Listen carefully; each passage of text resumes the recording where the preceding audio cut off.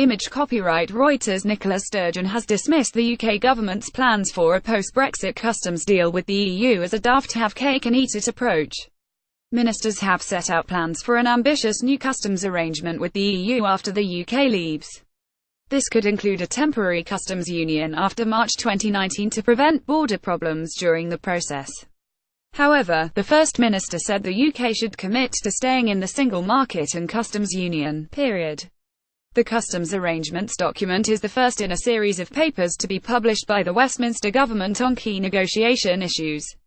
Businesses had called for clarity since the UK announced it was leaving the EU's tariff-free trading area. Ministers said the plans would mean the freest and most frictionless possible trade with the rest of Europe. The newly published paper says the UK could ask Brussels to establish a temporary customs union after it leaves the EU in March 2019. During this period it would also expect to be able to negotiate its own international trade deals, which it cannot currently do as a customs union member.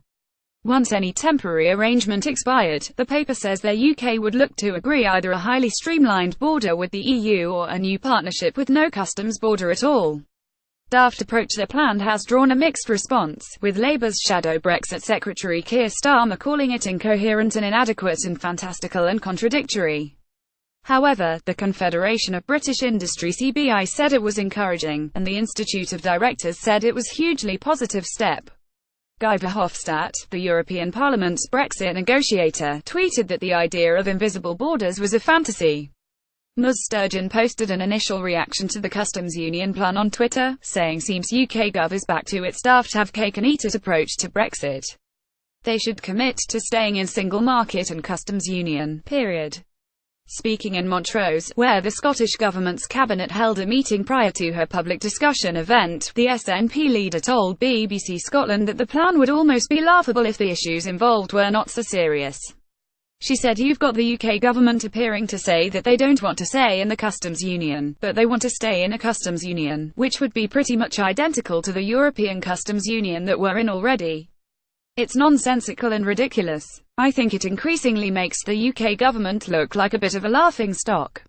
I wish we weren't leaving the EU, but if the UK is leaving the EU, then the common sense thing to do is to stay in the single market and to stay in the customs union. Because that will mean we can continue to export goods and services and continue to travel freely like we can today. I think the sooner we get into a common sense position the better."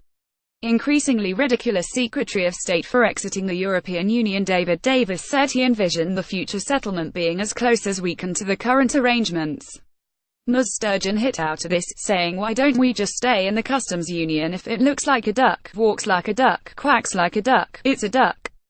They seem to be going to great lengths to differentiate something that is pretty much identical to the customs union from the customs union. That's what makes, I think, the UK government increasingly look a bit ridiculous. While customs is a reserved matter, the paper says the UK government is committed to working with devolved administrations to understand the practical impact of new arrangements. It notes specific issues such as the Irish border and implications for ports in Scotland and Wales.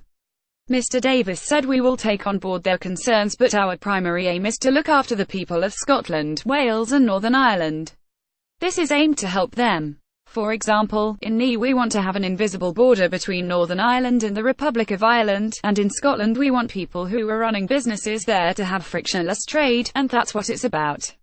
Scottish and UK ministers are set for further talks about Brexit in the coming weeks after the most recent summit in Edinburgh ended in stalemate.